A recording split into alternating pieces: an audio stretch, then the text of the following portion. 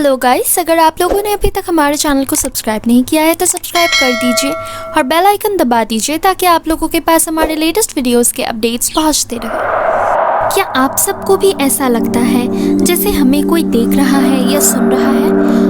आप सब positive energy और नेगेटिव एनर्जी के बारे में तो जानते ही होंगे। जहाँ पॉजिटिव एनर्जी हमारे आसपास होने से हमारा दिन अच्छा हो जाता है, वहीं नेगेटिव एनर्जी भी हमारे आसपास ही काम करती है, जिन्हें हम महसूस कर पाते हैं और कभी कभी देख भी पाते हैं। साइंस भी पैरानॉर्मल एक्टिविटी और आत्मा के वजूद को मानने लगी है। पूरी दुनिया में ऐसी कई घटनाओं को दर्ज किया गया है जिससे कि आत्मा के होने पर आप सबका यकीन और मजबूत हो जाएगा। तो आइए बात करते हैं आज ऐसी ही जगहों के बारे में जो कि फेमस है अपने पैरानॉर्मल एक्टिविटीज़ की वजह से। ये जान लेते हैं द कैटाकॉम्स ऑफ पेरिस के बारे में। पेरिस में मौजूद कैटाकॉम्स जहाँ दफन है 20 लाख लाशें। 13वीं शताब्दी के दौरान रोमान काल में पेरिस को उन्नत शहर बनाने के लिए शहर भर में कई सुरंग खुदवाए गए, जहां शहर निर्माण के लिए पत्थर और बाकी सामग्रियों को रखा जा सके। पर वक्त के साथ साथ ये सुरंग खाली होती गई और सब इनको भुलाने लगे। पर 17वीं शताब्दी के आसपास ये सुरंग फिर से चर्चा में आ गई। उस वक्त फ्रांस में बहुत सारे लोग भुखमरी, प्लेग और अकाल जैसे रोगों से मरने लगे और इनका तादाद इतना ज्यादा था कि इन्हें दफनाने के लिए कोई भी जगह खाली नहीं बचा। लाशों की भरमार इतनी थी कि सारे कब्रिस्तान भर चुके थे।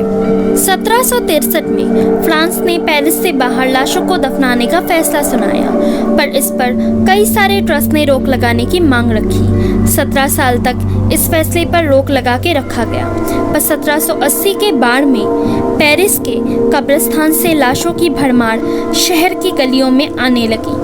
ऐसे में सरकार ने उन सुरंगों में लाशों को दफनाने का फैसला किया।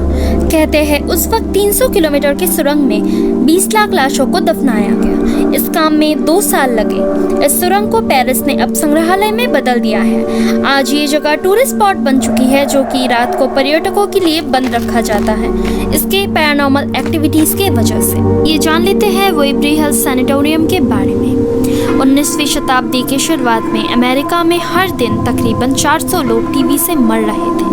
ओहायो रिवर के आसपास का सूखा क्षेत्र इस तरीके के बैक्टीरिया को पनपने में मदद कर रहा था। इस बीमारी का उस वक्त कोई भी इलाज मौजूद नहीं था। इस बीमारी को व्हाइट प्लेग का नाम दिया गया था, पर मरीज धीरे धीरे बढ़ने लगे। इस बीमारी के चलते इसको रोकने के लिए मरीजों के लिए वेबरी हिल्स सैनिटोरियम बनाया गया, जहां मरीजों के साथ बाहरी दुनिया का कोई संपर्क ना हो सके और इस बीमारी पे काबू किया जा सके। डॉक्टर्स और नर्सेस का भी वहाँ यही हाल था। हालांकि वहाँ उनके लिए सारी फैसिलिटीज मौजूद थी। 2 सिनेमा घर से लेकर खुद का वार्डरोब फैसिलिटी भी यहाँ पे मौजूद था और यहाँ पे एक कब्रिस्तान भी बनाया गया था। इस सैनिटोरियम के नीचे एक कंक्रीट का टनल है जिसको लोग डरावना और मनहूस मानते हैं। ये टनल सैनिटोरियम को पहाड़ी के दूसरे छोर से जोड़ता है। इस जगह से ज़रूरी सामान को लाया जाता था, पर जब पेशेंट ज़्यादा मरने लगे तब उनको इस टनल में कई दिनों के लिए छोड़ दिया जाता था। कई पैरानॉर्मल एक्सपर्ट्स को यहाँ कई सारे नेगेटिव एनर्जी होने का शक है। वही रूम नंबर 502 जो 5th फ्लोर में मौजूद है, वहाँ हेड नर्स मैरी के साथ कुछ स्टाफ्स और डॉक्टर्स ने मिलके किसी घिनौने कीर्ति के चलते उसको वहीं पे फांसी पे लटका दिया और एक बच्चा उसी फ्लोर से खेलते खेलते गिर के मर गया था। इन सारी घटनाओं के चलते इस जगह को हॉन्टेड माना जाने लगा। 1981 में इस जगह को बंद कर दिया गया। यहाँ पर जाने वाला हर शोधकर्ता इस जगह में कई सारे रूह होने का दावा करता है।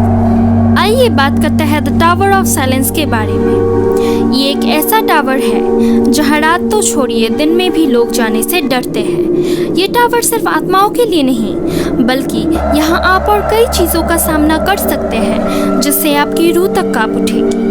मुंबई के मालाबार हिल्स में मौजूद द टावर ऑफ साइलेंस ये कहने को तो पारसी कब्रिस्तान है। यहाँ पारसी समुदाय के लोग अपने मृत परिजनों का अंतिम संस्कार करते हैं। दरअसल पारसी लोग डेड बॉडी को गिद्धों के खाने के लिए छोड़ देते हैं और गिद्ध इन डेड बॉडी का मांस खा के हड्डियों को फेंक देते हैं। जहाँ दिन में भी आप ये सब देख के डर जाएंगे, वहाँ रात का मंजर सोचिए कैसा होता होगा। आसपास के लोग रात को इस जगह से गुजरने से डरते हैं। यहाँ पे तरह तरह के आवाज़ों के चलते लोग यहाँ से गुजर भी नहीं पाते हैं। कई लोगों को रात में यहाँ कई पैरानॉर्मल एक्टिविटी भी नजर आई है। तो क्या आप इस जगह पे जाना चाहेंगे? हमें कमेंट करके ज़रूर बताइए। आइए बात करते हैं एडिनबर्ग कैसल के बारे में, जो कि मौजूद है यूनाइटेड किंगडम में। हम सबको हेरिटेज प्लेसेस देखना हमेशा से अच्छा लगता है, पर जब उनका इतिहास डरावना हो तो उन इतिहास में हुई घटनाओं को हम हमेशा महसूस कर पाते हैं। एडिनबर्ग कैसल भी कुछ वैसा ही है। यहाँ कई सारे युद्ध में कई सैनिक शहीद हुए हैं, तो इस कैसल में कई सारी मौत की साजिश भी रची जा चुकी है। यहाँ कई सारे पैरानॉर्मल एक्टिविटी को रिकॉर्ड किया गया है। उसके चलते यहाँ टूरिस्ट को रात में रुकने की इजाज़त नहीं है। कई बार रात में यहाँ कई सारे कुत्तों की चीखने की आवाज़ भी सुनाई देती है और ड्रम बजाने की आवाज़ भी सुनाई देती है। जब कुछ लोगों ने देखने की कोशिश की तो उन्हें एक बिना सिर का आदमी ड्रम बजाते हुए दिखाई दिया। ये कैसल घूमने के लिए बहुत पसंदीदा स्पॉट माना जाता है, पर शाम होते ही यहाँ के डरावने इतिहास के वजह से लोग इस जगह को जल्द से जल्द खाली कर देते हैं और इस जगह को शाम होते ही डरावना और मनहूस भी माना जाता है। आइए बात करते हैं भानगढ़ फोर्ट राजस्थान के बारे में। ये वो जगह है जिसको पुरातत्व वैज्ञानिक ने भी सामान्य नहीं माना है और भारत सरकार के द्वारा यहाँ पे बोर्ड भी लगा दिया गया है कि सूर्योदय से पहले और सूर्यास्त के बाद यहाँ कोई भी नहीं रुकेगा। आखिर यहाँ ऐसा क्या है जो इस फोर्ट को इतना खौफनाक बनाता है? दरअसल लोगों का मानना है यहाँ रत्नावती नाम की बहुत खूबसूरत रानी रहा करती थी, जिसपे एक काला जादू करने वाला तांत्रिक की कुदृष्टि थी।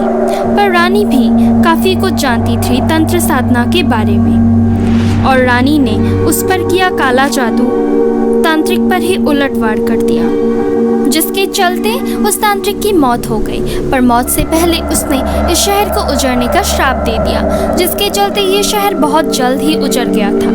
अब रही इस कहानी के पीछे की सच्चाई की, तो रानी रत्नावती या उनके पति के बारे में यहाँ के स्थानीय लोगों को कुछ भी नहीं पता है। उनको ये तक नहीं पता है कि ये घटना कब की है या ये शहर कब उजड़ा था। पर इस किले में ऐसा कुछ ज़रूर है जो इस किले को भारत का सबसे भूताहा किला बनाता है। पैरानॉर्मल एक्टिविटी की माने तो यहाँ ऐसे कई सारे सबूत रिकॉर्ड किए गए हैं जिससे कि हमको ये पता चल सके कि यहाँ कोई तो ज़रूर रहता है जिसको हम नहीं देख पाते हैं, सिर्फ महसूस कर पाते हैं। भूत प्रेत की कहानियाँ सुनने में तो काफ़ी रोमांचक लगती हैं, पर सोचिए किसी दिन अगर सच में आपके साथ ऐसा कुछ घटित हो जाए तो आप क्या करेंगे? किसी परलौकिक शक्ति का आसपास होने का एहसास भी शरीर में एक अलग अनुभूति को जन्म देती है। क्या आपके साथ ऐसा कुछ हुआ है? हमें ज़रूर बताइए। आज की वीडियो यही तक थी। अगर आपको हमारा वीडियो अच्छा लगा तो इसको लाइक शेयर ज़रूर कीजिए और अगर अब तक आपने हमारे चैनल को सब्सक्राइब नहीं किया है तो सब्सक्राइब कर दीजिए और बेल आइकन दबा दीजिए ताकि आप लोगों को ऐसी इंटरेस्टिंग वीडियोस की अपडेट्स मिलती रहे। Thank you.